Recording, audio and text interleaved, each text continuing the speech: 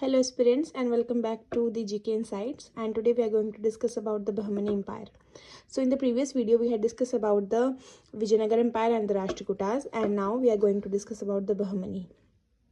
So this was the first independent Islamic kingdom of South India, and यहाँ पर ये एक डेक्कन रीजन का जो था वो स्टेबल एडमिनिस्ट्रेशन यहाँ पे माना गया है. लेकिन मोहम्मद बिन तुगलक ने जब यहाँ पे अपॉइंट किए अमरीन सदा या सदाई अमीर, सो वो थे एडमिनिस्ट्रेटिव हेड्स थे वो 100 विलेजेस में. ठीक है, तो कॉन्फ्लिक्ट का कारण बनते हैं वो डेक्कन और दिल्ली सल्तनत के बीच में. 1337 में कॉन्फ्लिक्ट होता है और ये कॉन्फ्लिक्ट मतलब कि एक फॉर्मेशन करता है और इस्टेब्लिश करता है एक इंडिपेंडेंट स्टेट को डेक्कन में इन 1347 में. तो यही जो है वो आगे चलकर बहमनी एम्पायर के नाम से जाना जाता है.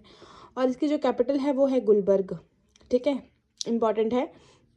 कैपिटल वॉज गुलबर्ग, जो कि प्रेजेंट डे कर्नाटका में प्रेजेंट है.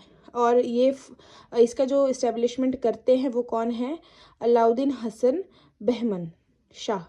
अलाउद्दीन हसन बहमन शाह इन 1347 में. सो ये बहमन शाह है ना, तो इसलिए इसका नाम जो है वो बहमनी एम्पायर पड़ा.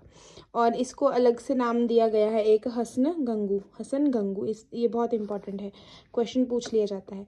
Then revolting against the Delhi सल्तनत. अब इन्होंने रिवोल्ट किया अगेंस्ट दिल्ली सल्तनत.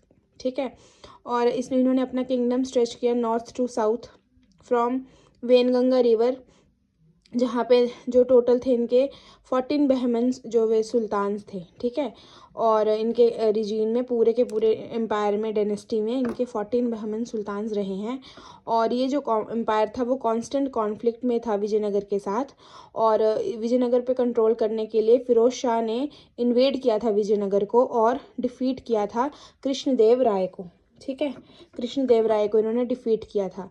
और उसके बाद जो है वो अहमद शाह वली, जो हम आगे जाके पढ़ेंगे, अहमद शाह वली ने शिफ्ट किया था कैपिटल को गुलबर्ग से बिदर. ठीक है, ये भी इम्पॉर्टेंट है कि गुलबर्ग से बिदर जो है वो किसने जो है वो कैपिटल को शिफ्ट किया था, तो अहमद शाह वली ने किया था.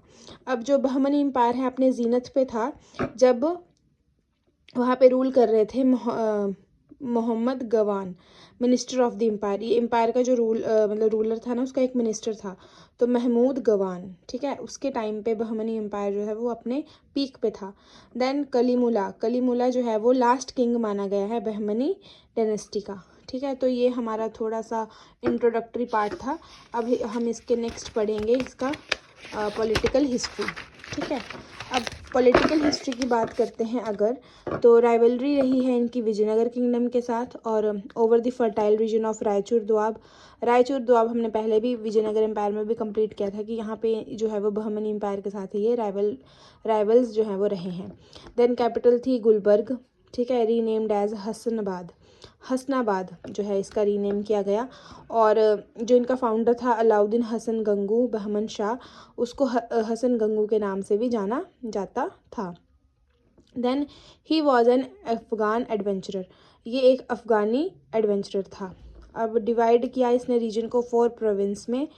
पहला था गुलबर्ग, सेकंड था दौलताबाद, तीसरा था बेरार और चौथा था बिदर.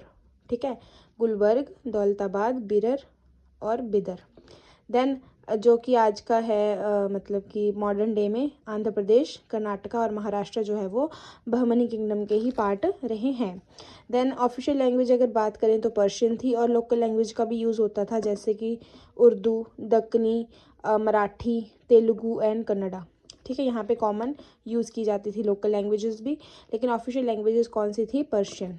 देन बहमन शाह का जो एक्सपीडिशन था, जो इन्होंने एक्सपीडिशन किए थे अलग अलग एरियाज़ पे, वो हमेशा जो है वो विक्टोरियस ही रहा, मतलब हमेशा वो जीता. और उसने अपना टाइटल एज्यूम किया सेकंड अलेक्जेंडर. ठीक है, सेकंड अलेक्जेंडर उसने जो है टाइटल एज्यूम किया, जो कि उसके कॉइन्स पे हमें देखने को मिलता है.